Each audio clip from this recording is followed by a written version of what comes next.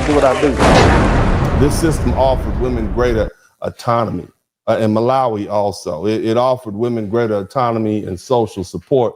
For example, women have stronger outside options in cases of marital conflict because they can remain invested in them and their children. Children belong to the mother's lineage, not the father's. Okay, and what that did was it strengthened the woman's economic and familial standing, and contrast that sharply with the patriarchal system where women are subsumed into their husband's lineage. Literally in the patriarchy, the woman belongs to the man. Now, for those of you all who consider yourself Native American, okay, even amongst the Native American, you see the same pattern in many tribes. When a man married, he moved into his wife's family's household. The Iroquois, for example, practiced matrilineal kinship. That means children belong to the mother's clan and women own the property, the crops, and the land. Men had authority, but they didn't own everything, and women had real power. In some nations, if a husband wasn't treating his wife right, her family could literally put his belongings outside the longhouse and send him back to his people. See, that's the balance. That's accountability. That's the type of respect they had, okay? So, and this is not just something that was germane to one group. Many of these Native American tribes, the Crow and the Cherokee, okay, they practice matrilineal kinship. And again, in these societies, the wife's household was the marital household, okay? In the Cherokees, it was centered around the maternal lineage, property, leadership that followed the mama. Okay. And a patriarchal default was not assumed. And whether we're talking about the Iroquois or the Cherokee, they thoroughly they were matriarchal local, and the husband lived with his wife's clan. The children belonged to the mother's clan. The authority often rested with the woman. Okay.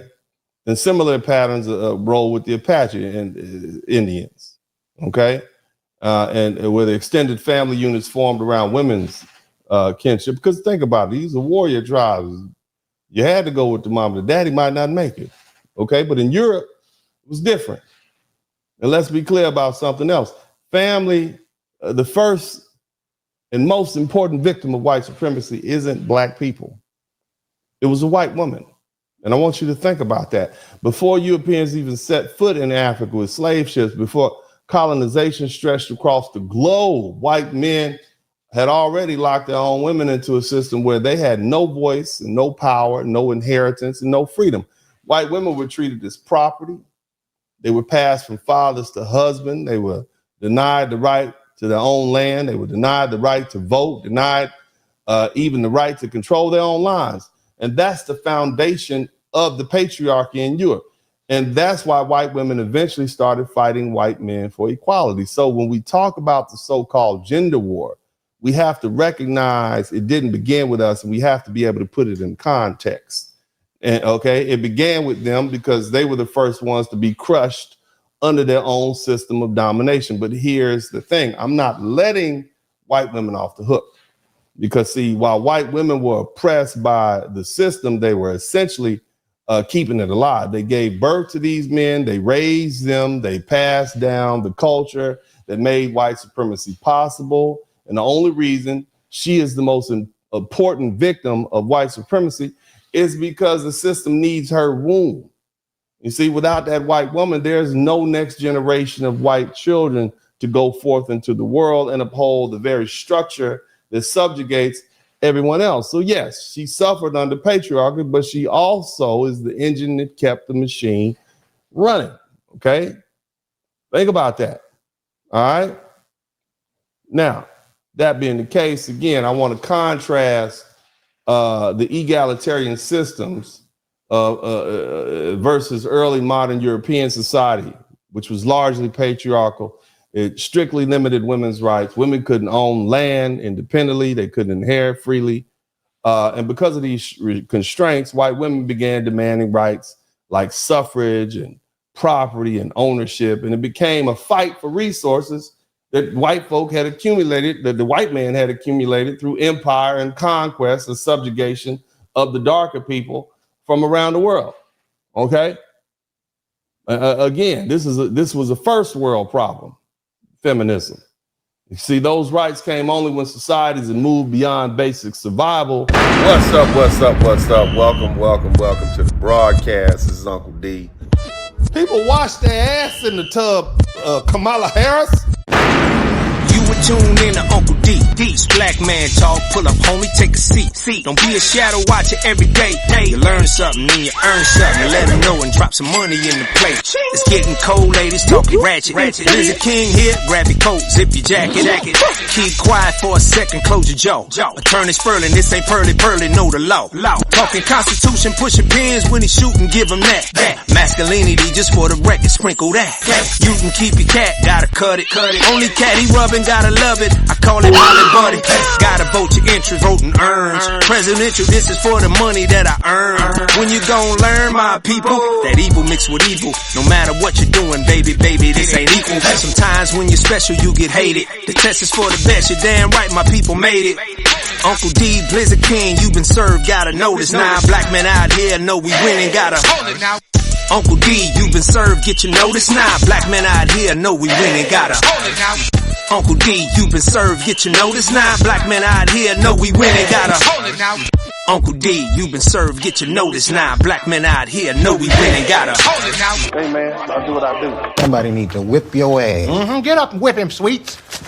Hey, don't be putting the money in my hand all rough. Take your ass out here. You buy you a Floby and cut your own damn hair from now on. Dennis Spurling got the mic on fire. Black father, I have black son. Tune in, weekly feeling inspired.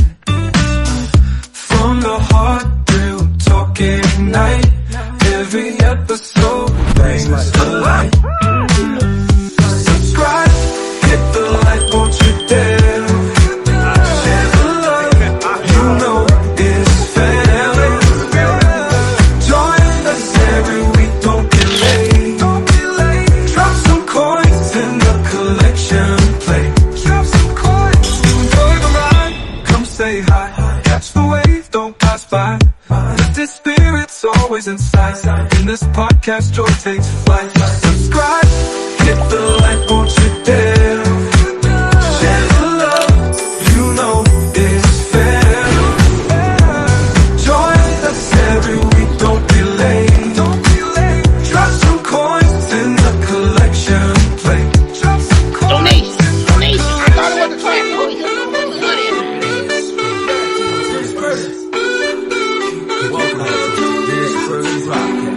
Hey man, I'll do what I do. You know that. Your ass, Clarence. Don't call me now, shit. what? Hey, you tall black mother.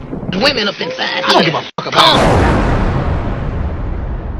Dennis Spurling Podcast, click your mouse pad, yeah, we out back, hit the like, hit subscribe, don't just hate watch, cause we outside, let them hate watch, go and play pop, we just lay back, he don't play that, we on playback, we go way back, black men, yeah, we earn something, tune in, gotta learn something, Uncle D Podcast, bump it, likes up, hit the sub button, black men, yeah, we earn something, tune in, gotta learn something, Uncle D Podcast, bump it, likes up, hit the sub button.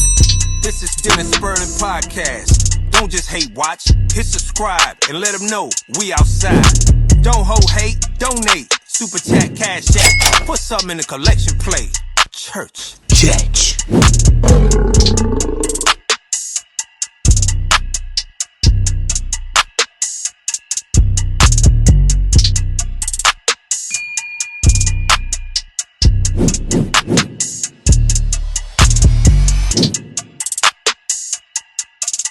I want y'all to make sure y'all hit the number 1 button. And we're going to kind of get back to what we like to do over here, man. I need y'all to check in at a certain point when it's time to check in. I need to check in it